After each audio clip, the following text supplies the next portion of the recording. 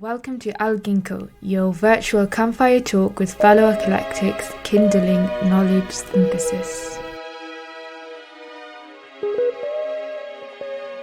Assalamu alaikum wa rahmatullahi wa barakatuh. Welcome once again. Dear brothers and sisters, we're having a discussion here with our brother Abdul Karim from Kuala Lumpur. I'm Dr. Omar Zaid. I'm in Kentucky, in the middle of Kentucky, in the middle of the Amish country. It's very, very nice to be here. What a blessed experience. Alhamdulillah. Now, Brother Karim, we've been discussing various aspects of what I perceive and what you have defined in what we would like to call Islamic terms, using the Islamic locution, even of the traditionalists, to demonstrate that there's need for a review of what Muslims have been handed as their authentic traditions regarding what many people amongst the Ummah consider to be the Sunnah, not just the Sunnah of the Prophet, but the Sunnah of those who follow any of the Prophets, and the Sunnah of the way in which we interact with the divine locution, the divine guidance, if you will. Now, there's been some serious errors which you have not only indicated, but have proven beyond a shadow of a doubt that have surprised me, actually, in certain areas. Not that I was unaware that there were errors made, but you have shown us additional matters that are very, very serious in nature. For example, the annual unholy jihad, if you will, that it's this understanding that Muslims have to pick up the sword in order to spread Islam once a year, and to smite their enemies, even though their enemies are living in peace, and they're not necessarily declared enemies. They just believe differently. You see, so this is horrible. And when I had no idea that was part of the juristic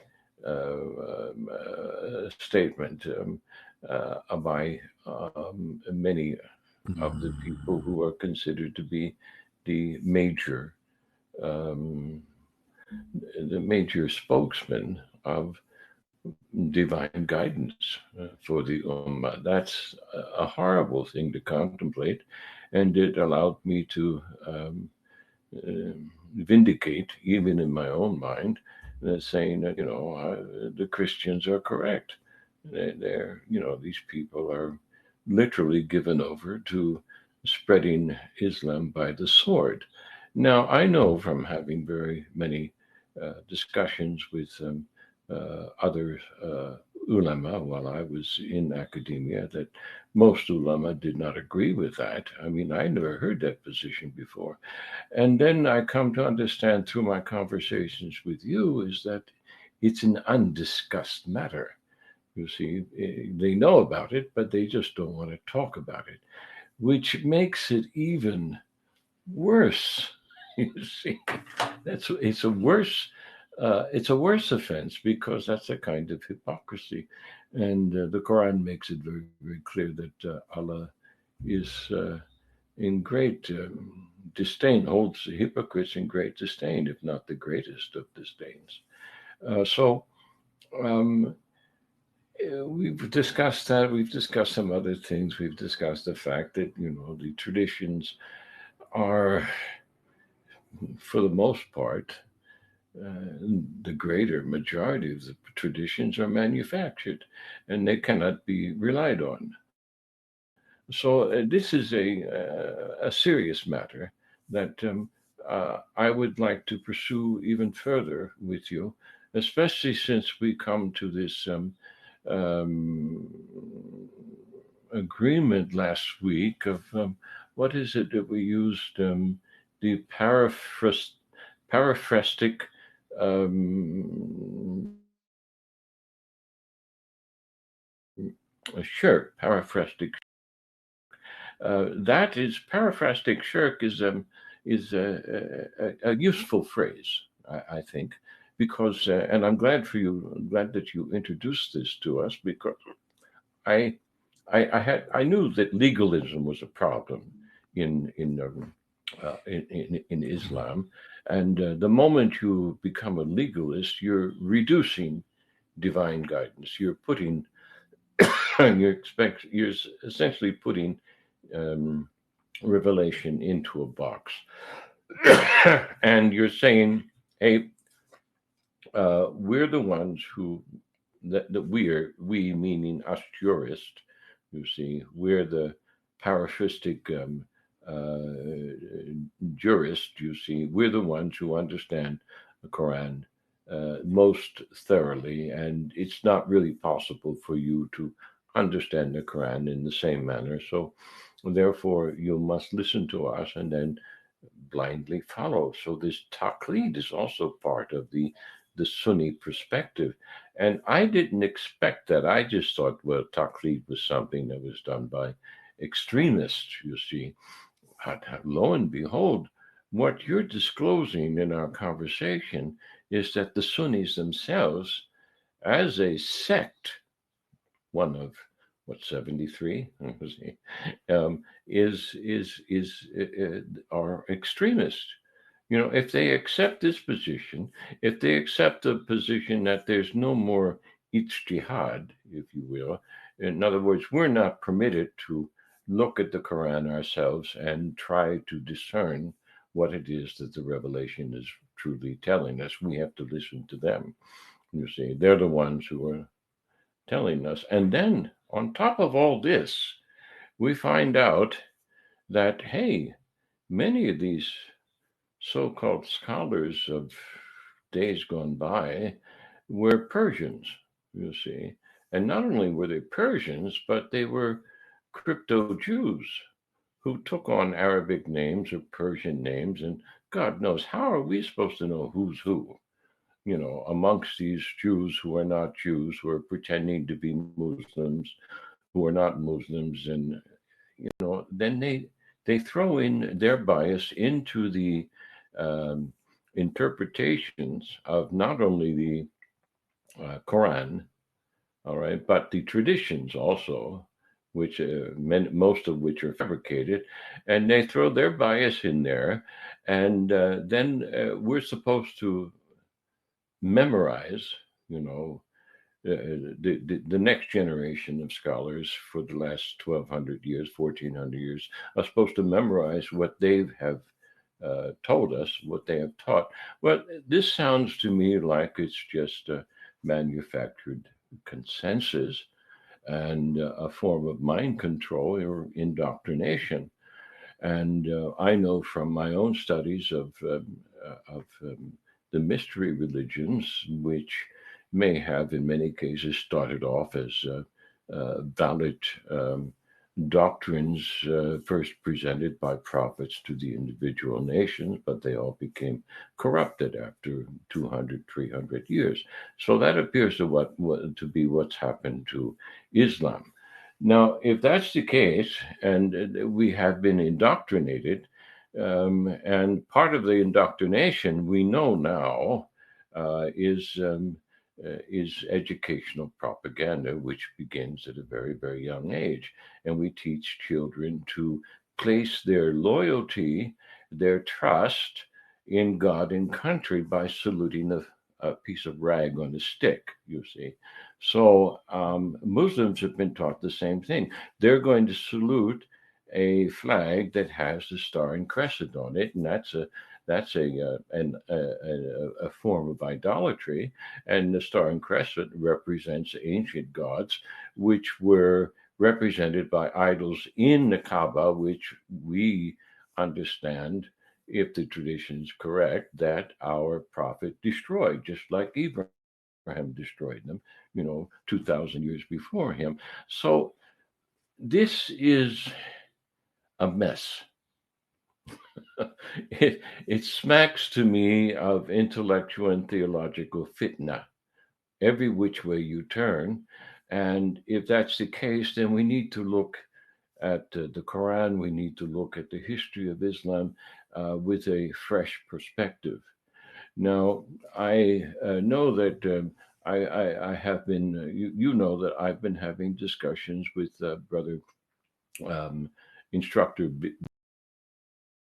Bilal, who's a very well informed, self educated individual. And I think that we can say pretty much the same thing about our beloved Prophet. I don't recall him having been recorded to have gone to Al Azhar or any other university of the day to receive a PhD in Revelation and a PhD in, political science so that he can write the Medina Charter and govern people according to divine guidance, right? I don't think that's necessary. Matter of fact, to the best of my recollection and the best of my knowledge, having studied the prophetic Sunnah, according to what we embrace as the monotheistic scripture, I don't recall any prophet having gone to university. None of them, you see. So I'm scratching my head here and I'm saying, okay, well, we've developed this system of it's a universal system now amongst the ulema, and they have grandmother's knee and grandfather's knee and papa's knee and mama's knee and auntie and so and so. Then they go to madrasa, and then if they're good enough at memorizing and reciting and performing the rituals, they get to go to university if they speak the language clear enough, and then they get their degrees, and then they become um, regurgitators, professionally recognized, acknowledged, and lauded regurgitators of this fitna that I've just tried to describe in a synopsis, if you will, trying to cover most of what we've talked. I certainly haven't covered everything that we've talked about, dear brother. So, with that having been said, I'm wondering, well, gosh, I'm sure there's so much more to be said about this. And I'm sure that we have made some enemies amongst the uh, traditional mindsets. And that's okay. That's the way it's going to be because, well, they're the majority. And their livelihood, and their well being, their pensions in particular, are vested in this tradition that's filled with the fitna that I've just described. No, so I don't mind walking away from that lot completely, you see. It just seems to be the right thing to do for me. And I know that the traditions warn against this. They warn against people like me, you see. And people like me are probably amongst those, 5,000 or so philosophers you said were murdered by them or by their ancestors, 1,000 years ago or so. So, um, that means I put a target on my back. You've got one on your back as well. And I'm sure there's certain streets in major Muslim cities that if we were to attempt to walk down those streets and were made known as to who it is that we are, we wouldn't be able to cross the street in one piece. You see, so that's just the way it is. And that's the way I've been for many years, especially with, for example, in the medical profession regarding um, immunizations. I've always been anti vaccine, and that's standing outside the majority's camp. And now, after 50 years of being anti vaccine, I'm being vindicated by the science, you see. So I'm looking for ways in which we might be able to anticipate some vindication for our respective positions regarding Islam's dire need for revision. So, and I'm sure you've given this some thought. And so, with that introduction, and now come to an end here, and with that final statement and query, what are your thoughts with respect to revision? Who else is involved in this approach to revision that you are aware of? And what paths are they taking? And what paths do you think are best to be taken with respect to this approach to Al Islam's revision? Yes, thank you, Brother Omar, for the opportunity to share once again some thoughts with you and your listeners. Before I begin, let me just do my little, silent dua. Of course. I normally ask Allah for guidance because, of course, I always worry about saying the wrong thing, and we don't want to do that. We want always to say the right thing. So, just one moment, please. Inshallah.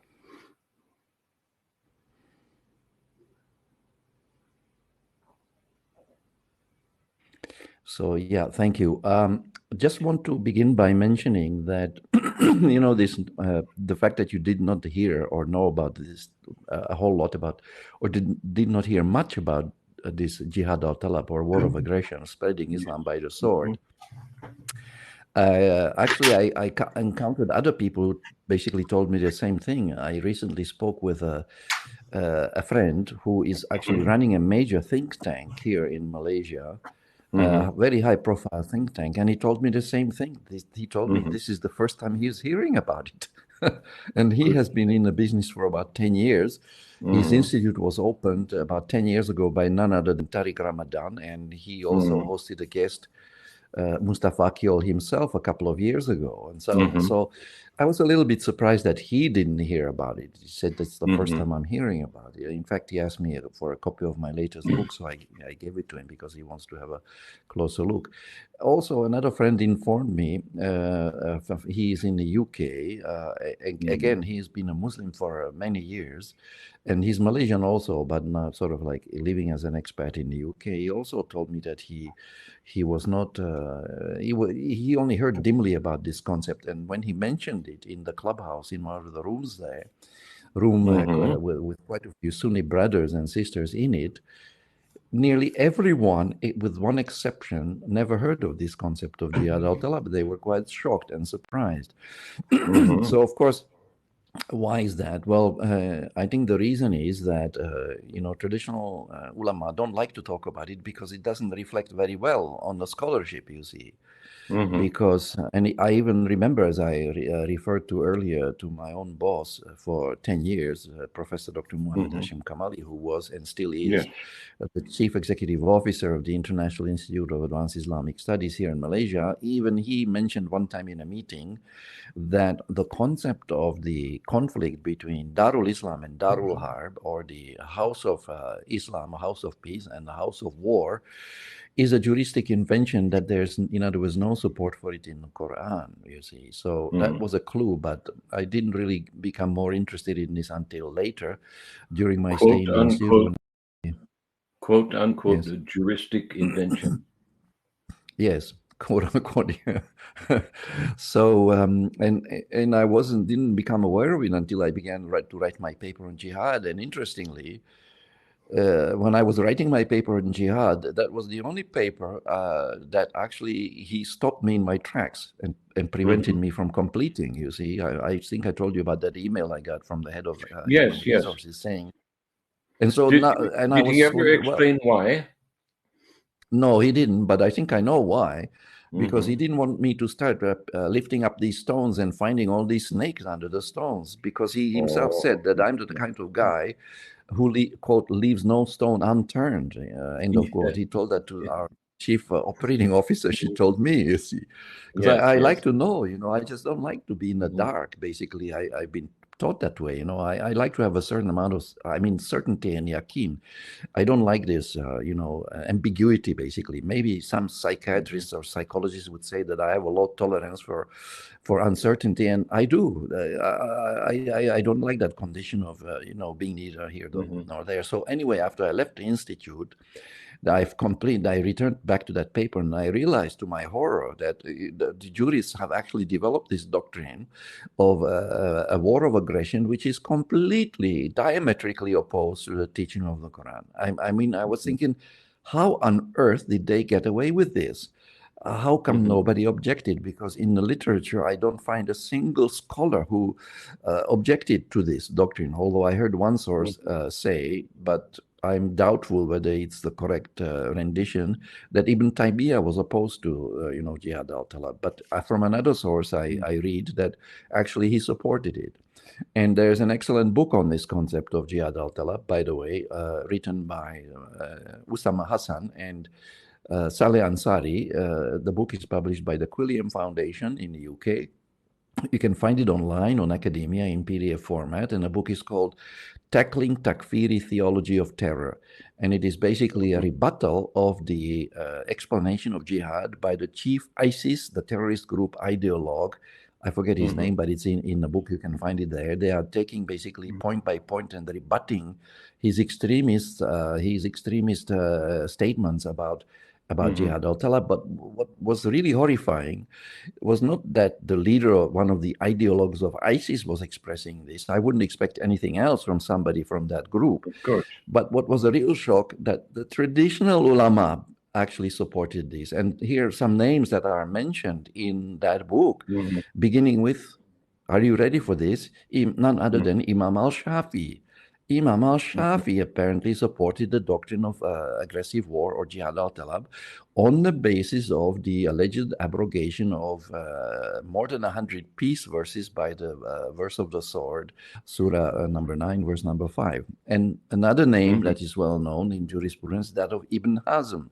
He also supported this sort of spreading Islam by the sword.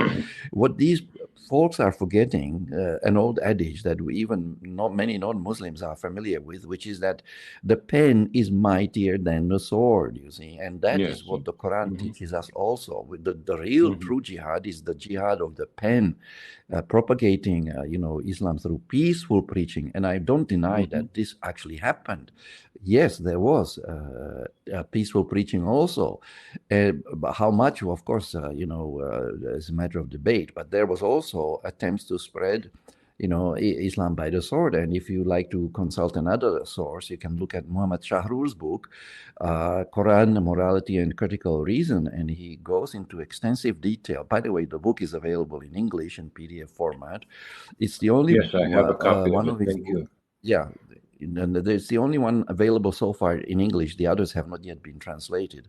Hopefully someone will come along and do so. But he gives a very detailed analysis of what happened and how the ulama have basically allowed themselves to become kind of like slaves of the powers that be, and to provide them with the the propaganda to justify wars of aggression and make it appear as if they are doing what is referred to as jihad fi sabilillah, or even fighting in the way of Allah. You see, they gave a very militant interpretation, very aggressive interpretation to this doctrine of jihad, which is fighting is permitted, yes, in the Quran, but only in self-defense, and secondly, only against persecution. But the ulama have turned it around and said that they not only said that the jihad, aggressive jihad, war of aggression, by the way, which is also illegal under international law. This is what the Nazis did, right, when they tried to conquer the world.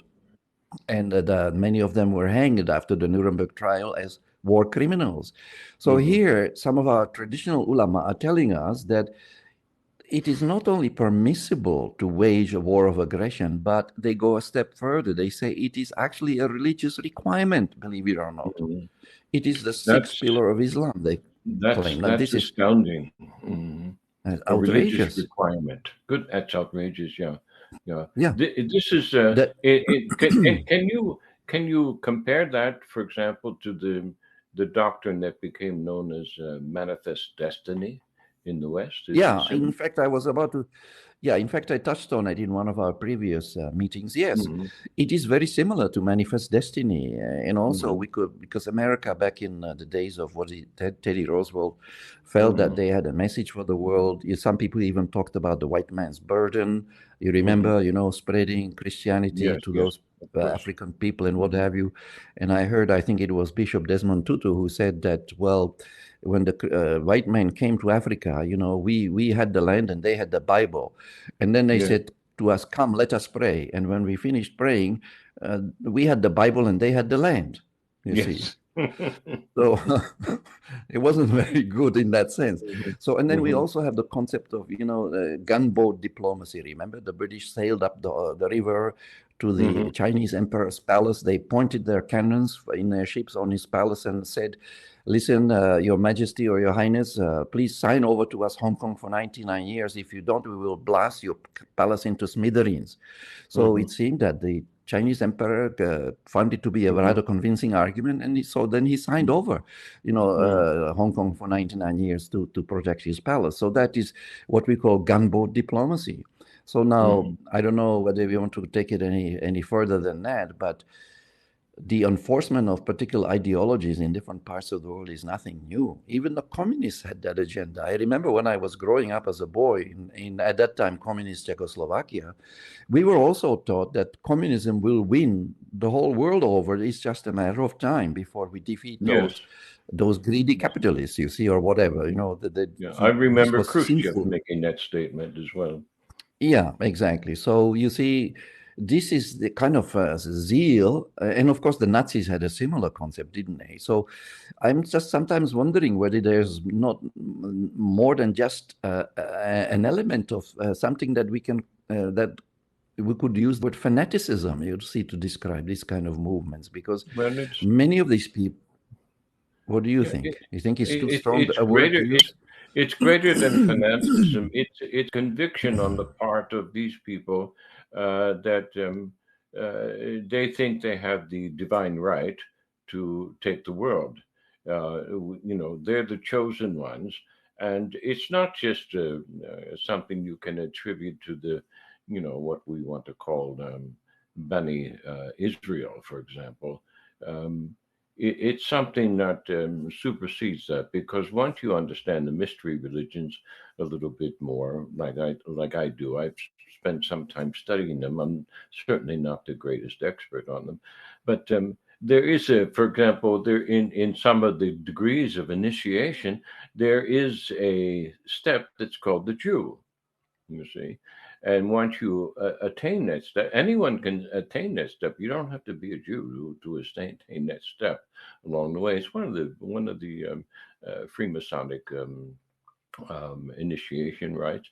You can become a Jew. You see, and they have names for each of these particular regards. But once you get above, for example, the 18th degree and the Scottish Rite degree, you're taking an oath of allegiance to the Jews in Israel. Now, if you understand the language to be more than just geopolitical, then you are understanding metaphysics of it. The metaphysics of it is that the Jew is the individual who's been initiated into a certain ring of power that allows them to have the divine right to take control of everything.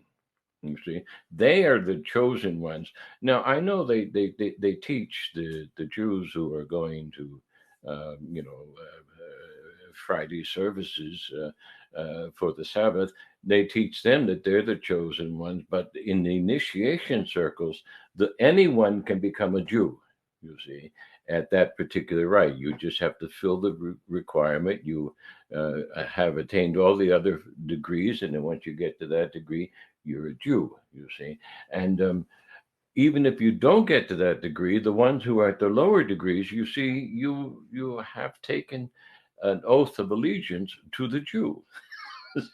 So this is so that gives you a different perspective on Scripture. You see, when you look at the Scriptures referring to things like the Jews, Mhm. Yahuda or Bani Israel. You see, it's not just a tribe; it's a kind of person. It's a kind of a cult. You see, and it's not just a ethnic or racially integrated tribe, although at the surface thing, that's what it appears to be. So, getting back to the point you were just making or wondering about, yes, this exists because these people who have put together this ring of power in the occult world of the mystery religions, who have Mhm. always been right next. They're the high priest right next to, and the shamans right standing right next to the king, who's always an initiate. You see, um, for them in the ancient world, that was the case, and many of them are in the modern world. But there are initiates who are higher than them. You think about Merlin, the magician, giving advice to King Arthur, and you have the imagination here. King Arthur was an initiate, but nowhere near the status of Merlin, for example. And you have this reflected in the Lord of the Rings. You have the magicians there. You got a good guy and a bad guy, and they both have their staffs and their crystals and their power radius and their trust radius or distrust radius. So this is part of a geopolitical occult ring of power. Okay. So, and it's been going on for a long time, generation after generation after generation. So, yes, in the West, they called it manifest destiny. In Islam, they called it this jihad. I can't say the word, but Al Talab. this Talab. jihad al talab. You see, that's what they call it. It's the same. It's the same group of people who are just using the theological perspective that is most acceptable to the people that they're dealing with and they want to control. It's that simple. It's not simple to put into practice because once you put the lie into practice, you have to keep on reinforcing it. It's not like fitra. Fitra, you just plant the right seed, you put it in the right soil, and it grows and becomes this wonderful tree of life. When you're practicing a lie, you have to keep on reinforcing the lie. And so reinforcement of the lie requires ritual. And ritual, it can be religious, it can be political, it can be religio political, and it often is, you see. And that's the best way to keep people in, in submissive, all right, is by incorporating a subliminal, subconscious set of values as part of their conditioning process using public education. And this public education now has become worldwide geopolitical propaganda. And and they always create two sides, and they'll use two sides of anything. Doesn't make any difference. Political party, religious differentiation, sectarianism within the religions. It doesn't matter. They'll get on because the whole goal here is to keep people divided. If you break things down into their most um, fundamental parts and you try to reconstruct those parts on a false platform, it's easier to control them because everyone's fragmented. So there's no longer any cohesion. There's no longer um, any Tawhid consciousness. There's this continuum that that permeates a consciousness from heaven, between heaven and earth, is done away with, and the priests stand there like a solid dome over the political party, over the polity, over the nation, and they call the shots. Now, the problem that people are having with this is they know something's wrong. They don't know what to do with it. And that's why I opened up the conversation with respect to revision. You see, how do we overcome this conditioning? How do we look at everything with a fresh perspective? How do we regenerate the repressed fitra? How do we remove the shackles of the mind, you see, which is shackled by this subliminal, subconscious reactionary force. In other words, you see a Muslim with a long beard coming down the street, and you automatically want to kill him. You see, in the West, the Muslim sees the Christian with the cross, and they automatically want to kill him. You see, I'm not talking about the people who have elements of their fitra intact. I'm talking about people who have been conditioned to follow this jihad business, jihad al-talab, and do it with a sectarian takfiri mindset. You see, now what you're telling us is that, hey, this takfiri mindset that was part of the platform at one time. And now you're telling us that, hey, we got scholars in place now, and they don't know that this was part of the platform. What the hell's going on here? How can they be so ignorant and yet hold these high chairs of educational, prestige? It doesn't make any sense. So if they're confused and if they're surprised by this, what about the people under them? When we get closer to the bottom of the pyramid, and everyone's standing on the wrong foundation here. So I think, and God help us and guide us here is my prayer, my dua always, to help to lay a new foundation and say, look, this is what is wrong. You see, it's like the doctor saying, "No, okay, you're sick." And the patient says, "Okay, well, what's wrong with me, doc?" And the doctor says, "Well, you've got this, that, and the next thing. And they're all working together to kill you earlier than you should die. If you got 120 years, you're going to be lucky if you make it to 55. So if you want to make it to maybe 80, you've already used up about 50 years here. So if you want to make it to, 40 or 80, you got to make some changes here. All right. So what we're saying here, you as a doctor in your position and me as a doctor in my position, doctor simply means educator or teacher, you see, is, hey, this is the medicine you've got to take if you want this thing to really heal. And if you want to bear the fruit that you really, in your heart of heart, wants to bear, if you want to do this, then you've got to take this medicine. And this medicine is it's not just a pill; it's a big, long,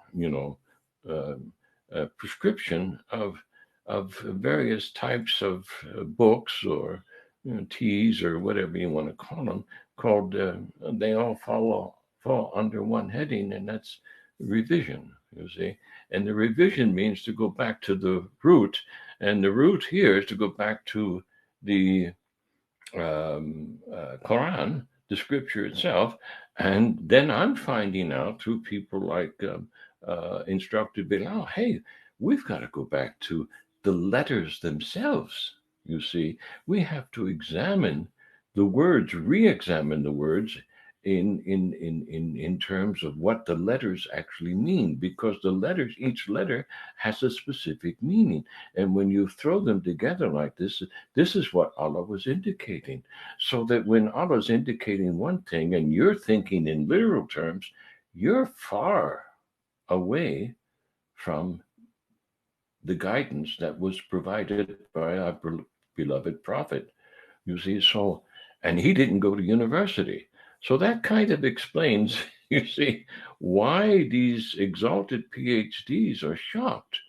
Now I'm shocked. I'm supposed to be shocked because I'm not an exalted PhD. I didn't go to any madrasa. I don't even know Arabic, and I certainly didn't study the Quran in terms that these people who've been brought up in these traditions have done so.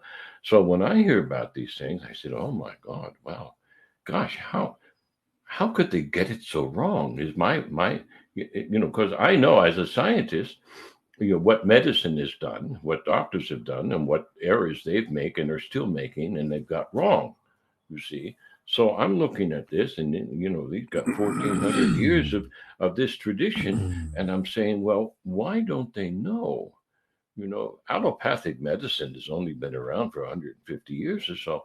So they've had 1,400 years to get it right. And they're still arguing over how to pray. So I'm saying, okay, well, this is a case of obsessive compulsive disorder. And I know that obsessive compulsive disorder is the result of something that happens in early childhood. Well, the early childhood of Islam was 1,400 years ago, 12 to 1,400 years ago. So what happened? We've examined some of that, and we know geez, there's a problem here. And people are so OCD about this, they don't want to correct it because that means that they have to face some shameful circumstances within the confines of their own thought processes. And they have to re examine what's in their heart and what it is that they've held dear. And the things that they are holding dear are not necessarily the things that our beloved prophet held dear. And we've already established that when we had our discussions of the Medina Constitution. So I'm sorry to have gone on that little dissertation, but you raised a very important question here about this influence. What is it that has made manifest destiny and jihad al-talab, similar on both sides of the Nile? It doesn't make any difference, you see. It's the same policy. It's the same imperial arrogance. You see, that's what it is. And it crept in. And it crept in as a result of these occult mystery religion initiates who have twisted the words of our prophet, twisted the words of the Quran in their interpretation, and have misguided people for a long time now. So, having said that, brother, does that make any sense to you? It makes perfect sense, Brother Omar. You said it very well. And so here the ball is in our court. You raised the question, so what do we do now? And why are we prevented, or what is preventing us from seeing all these problems? Well, one factor that is making it, what is preventing us from, I mean, the Ummah as a whole, from seeing that there is a problem is that a number of the ulama, I mean, traditional ulama in particular, discourage people from trying to understand the Quran on their own, you see. They're actually telling them things like, oh, you're not capable, your mind is too limited, leave it up to me, I will explain to you what the Quran says. They even have a popular saying that if you try to read the Quran by yourself, that shaitan will be your guide. So, and they even have hadiths according to which anyone who expresses an opinion about the Quran has booked for himself a place in hell. What about the ulama who have expressed plenty of opinions, and I think wrong ones in many cases? Doesn't this hadith also apply to them? So, of course, I don't take these hadiths seriously because they go against the Quran, where Allah Ta'ala is always asking us to use our reason, our akal. Afala takilun, afala tatafakkarun. Will you not reflect? Will you not ponder? As Muhammad Asad pointed out, Islam is a very rational religion. But the traditional ulama see a reason as an enemy of faith, or their enemy, you see. And we have seen this hostility already in the struggles between the traditionists and the rationalists, which goes back right to the early days of Islam. And that was because the traditionists could not defeat the rationalists in arguments, because they were not good at argumentation, you see. They were good at imitating, imitation. So how did they respond? Well, they respond by using force, you see, and that's where. So they basically decided to silence the rationalists by basically killing them, and they murdered up to 5,000 of them. 5,000 philosophers were slaughtered in the Mihna of Musa al-Hadi in 786, which is an excess far worse, I think, and almost never mentioned by purified in traditional circles.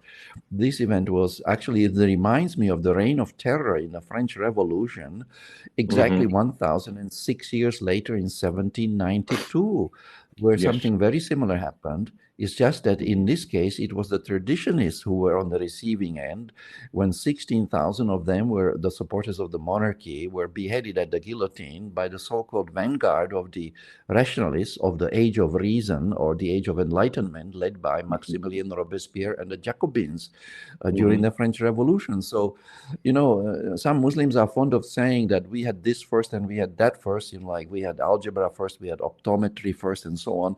Well, they can add also that they had the reign of terror first also, 1,000 years before it happened in the Western world.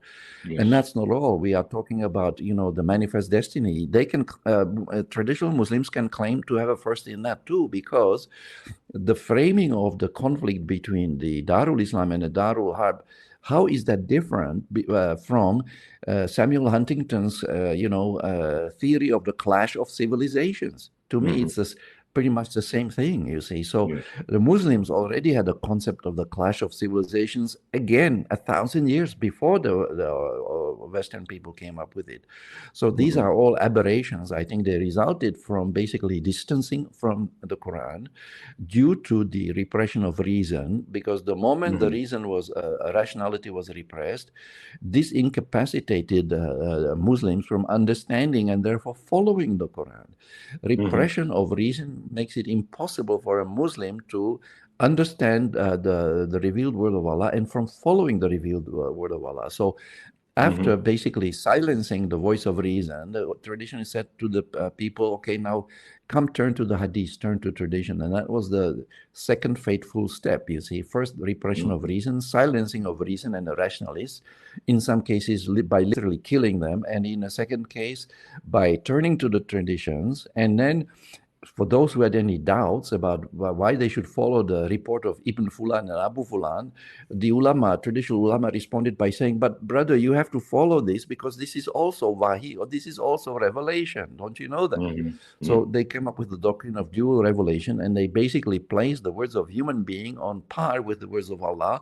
And by doing so, they fell into what I suggest we could call, but here's that word again, exegetical shirk or textual shirk or scriptural shirk.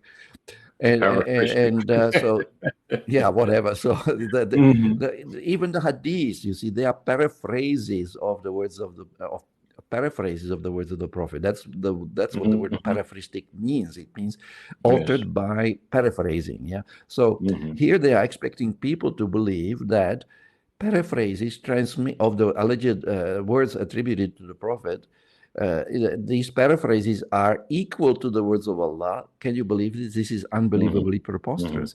And in some cases can even abrogate and overrule the words of Allah, as happened in the cases of the death penalties for apostasy, adultery, and blasphemy, which were all replaced by the revealed rulings on these three acts, were replaced by rulings from the hadith, all of which prescribe the death penalty, which shows a measure of this extremism, really, if you ask me, because death penalty is about the most extreme penalty you can give to anyone. Allah has made no ruling that apostates have to be killed. Not even the Prophet ever killed an apostate. That was not his sunnah. So killing apostates was actually not in line with the sunnah of the Prophet. This was a new sunnah, somebody else's sunnah, you see. And so what Muslims also don't realize, that when they say, I follow the sunnah of the Prophet, what they mean is, I follow Bukhari. Well, I'm sorry, brother, but Prophet never followed Bukhari, so how can you say that you follow the sunnah of the Prophet? Prophet followed the Quran. That is his real sunnah. The real Sunnis are the people who follow the Quran, you see. The people who follow Bukhari, they are not following the Prophet Sunnah, they are following Bukhari, you see. So this is the tragedy of the Ummah, is that they veered away, they drifted away from the Book of Allah towards the books of man-made traditions, and that was their downfall. And I think that it was triggered by the repression of reason, by the shutting of the Muslim mind, or the closing of the Muslim mind. And from that time when rationalists were suppressed, it was all downhill. And this doctrine of jihad al-talab is just the final end result of this irrationalism that crept into the consciousness of the Muslims, I hate to say thinking. There's an excellent book published in 1993 in English called The Crisis of the Muslim Mind by Abdul Habib Abu Sulaiman. It's available in English in PDF format online.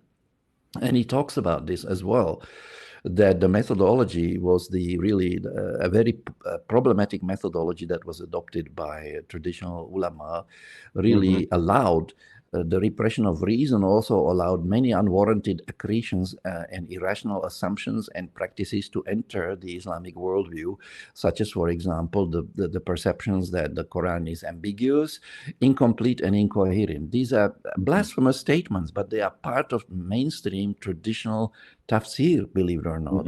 And also the doctrine of abrogation is another very serious aberration, because with this doctrine, the so-called militant ulama basically abrogated, as Mustafa Akil puts it, the religion of peace and replaced it with a religion of war. This is a complete corruption of the message of revelation, and I'm really surprised why so few people are talking about it. There are people who are talking about it, like Muhammad Shahrur, and then another person I can mention, excellent book on the relationship between tradition and revelation is Dr. Omar. His book, Muslims' Greatest Challenge, choosing between Islam and tradition. So there are some lone voices, and I suppose I guess we kind of in a neighborhood, as it were, and everyone else who is taking a critical look at the tradition. But to get back on the right track, we need to rehabilitate the reason and then reacquaint ourselves with the Quran. And we have to open this ijtihad and allow people to express their opinions, even about the Quran. Yes, if I'm a teacher and a student expresses a wrong opinion about the Quran in my presence, well, I will simply correct him. I said, brother, you have to think about this too, and consider this and that. Let's discuss it, you see. So, of course. but we need to allow people to think again, because as long as this thinking is, we are not allowed to think outside of the box, well, we will remain in the box, and there will be no progress, as happened for so many hundreds of years already. Since the time of Imam al-Ghazali. And by the way, he also supported jihad al-talab. Yes, I could add. And also, there was another one, Ibn Khaldun also. I found passages in his Muqaddimah where he expressed his support. So this was not a minority opinion. This was a majority opinion. How is it did they justify that? I mean, what they justified. There are two arguments. Yes. Yeah, there are two arguments, basically, and you can find an excellent summary of these arguments in another paper by a chap called Niaz, that's Niaz, Shah, Shah, Shah, and the paper is called Use of Force in Islamic Law, and it is published by the European Journal of International Relations, available online in PDF format, and republished by Oxford University Press. So he sums it up. There are two arguments. The progression argument says that initially, yes, Islam was teaching peace. But once in the second last year of his life, or in the last year of his life, I think second last year of his life, verse number 5 in Surah number 9, they allege abrogated 120 peace verses. A claim that Muhammad Ghazali, the Sheikh of Al-Azhar University, describes as, I quote, the crassest stupidity, end of quote. You can find it online. He totally disagrees with it. And nearly all modern scholars disagree with the doctrine of abrogation, like Fazlur Rahman, Muhammad Abdu, Rashid Rida, Muhammad Ghazali, Muhammad Asad. In the old days, Abu Muslim al-Isfahani also rejected the doctrine of abrogation on the basis of the 3 verses according to which where Allah says, we will never find a change in his words, you see. Kalimallah. So 3 verses. So, but when you say abrogated, that Allah abrogates his own verses, what you are saying is that he changed his words, you see. Another point to consider is that, Allah promised to protect the Quran, but when you say that he abrogated some of his verses and now he's telling us something different from what he was telling us before, you are questioning whether he actually kept his promise to protect the Quran, you see. And there are these people who, supporters of the doctrine of abrogation, are making Allah look like a indecisive person who, like a human. They are attributing, this is called anthropomorphism. They are attributing human quality qualities to him, like indecisiveness and changing his mind, you see. Mm-hmm. So there are huge problems with the doctrine of abrogation. But according to that first argument, the verse of the sword abrogated all the peace verses, and now Allah wants the Muslims to go on the offensive against the non-Muslims once a year, every year, even when the non-Muslims are not attacking the Muslims. Now, to me, as I mentioned before, when they said this, they have basically made halal what Allah made haram. This is very, very serious. And they went a step further. Not only they made what is haram, the war of aggression is haram. Allah does not love aggressors. It's clear in the Quran. Not only did they make halal what Allah made haram, they even made it, as I said, into the sixth pillar of Islam. And by the way, there's another paper online that touches on this. It's a paper by Hamid Mavani, that's Mavani, and the paper is called The Relationship Between Quran and Sunnah, I believe. You can find it online also in PDF format. So that was the first argument. It's called the progression argument, that there was a change. First, the Prophet in the Makkah stage was not allowed to fight back at all. Then in the first stage, in the Medina stage, he was allowed to fight back. And in the last stage, he was not only allowed to fight back, but he was asked to take the fight to the disbelievers, you see. On the basis of the assumption, as some people put it, I don't agree with that, but some people put it this way. They say that the best defense is a good offense, you see. That is very problematic. So the second argument is, by the way, which was used also by people like Ibn Taymiyyah, Maududi, and Said Qutb, is that Islam is a universal religion, and it wants to eliminate falsehood. And, idolatry is a wrongdoing, you see. So here, there's a verse in the Quran that there shall be no hostility except against the zalimun, you see. So now when you define the word wrongdoer as an idolater, so it means that the idolaters or people who are mushrikeen, they are actually wrongdoers, and therefore this verse justifies fighting against them. This is a very clever trick, I think, which they played, and it completely ignores all the other verses which say that there shall be no hostility. I mean, there's about half a dozen verses which say that Muslims can only fight in self-defense or against persecution, and when the enemy wants to stop fighting, we also have to agree to a truce and stop fighting. Yes. So this is how they twisted, and with some really bad exegesis, how they twisted the message of peace of the Quran almost beyond recognition, and I find this absolutely shocking. So this is the second argument, and sometimes they use the verse according to which Allah refers to the Muslims as the ummatan khairan, the best community, because they command what is good and prohibit what is evil. Amr bil ma'ruf wa nahy anil munkar. This verse is used to justify going on the offensive against the non-believers. But here there's a problem also, because the way they render the word munkar is wrong.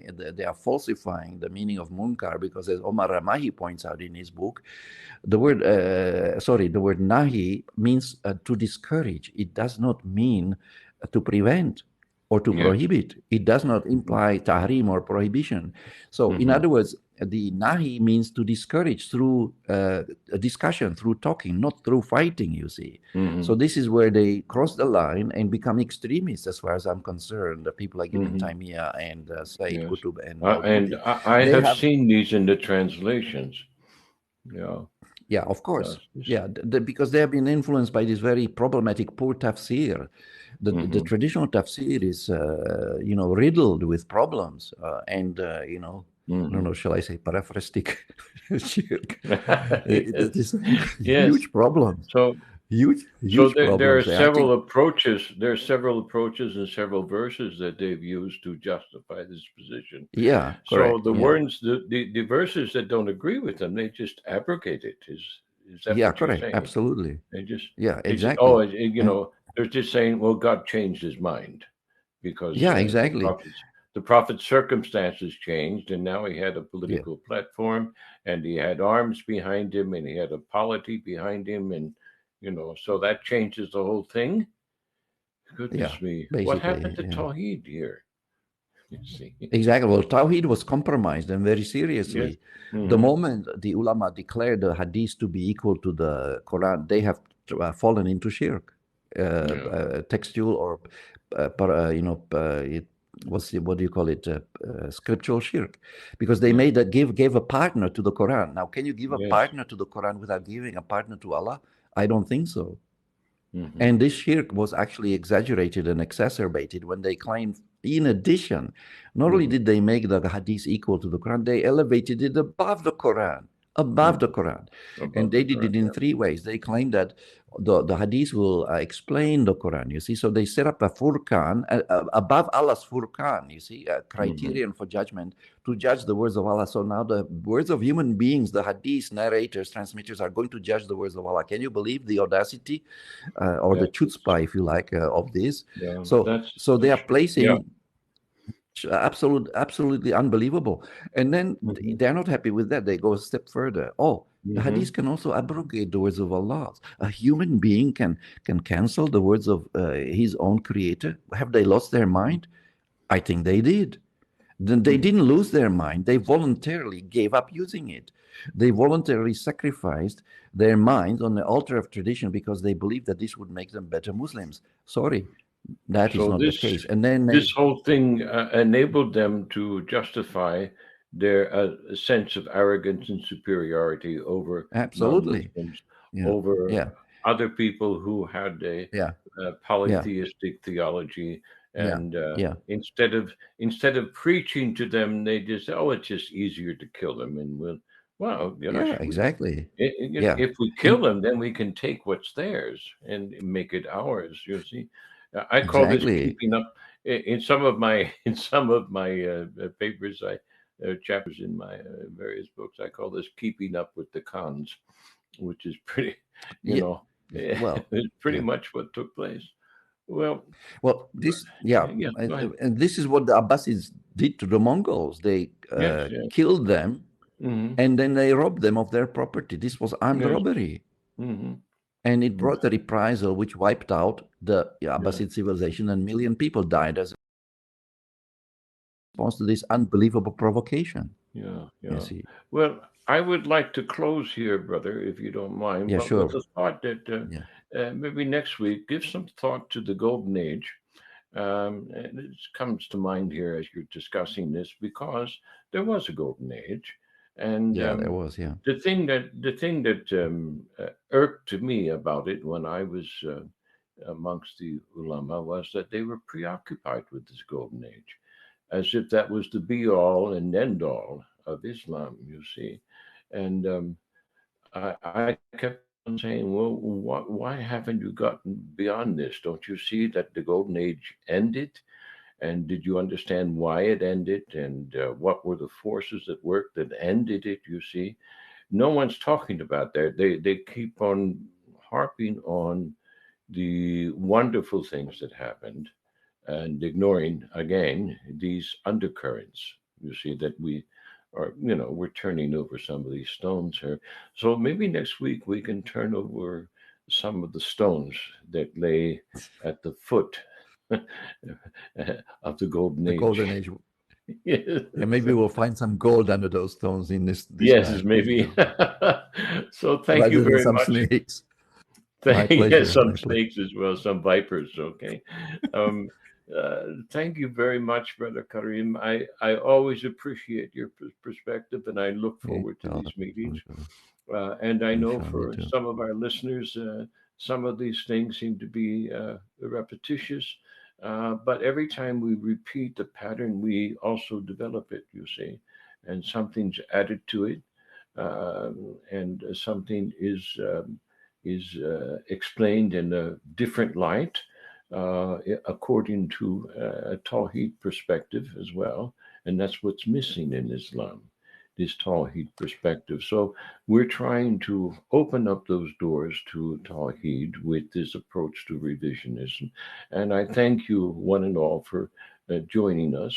And please enter your comments below as you will, and stay with us, and may it please Allah subhanahu wa ta'ala to continue this conversation and have a small part in what needs to be done at this moment in time. Thank you again, Brother Karim. Wassalamu alaikum rahmatullahi Wa barakatuh. Wa alaikum salam wa rahmatullah wa barakatuh.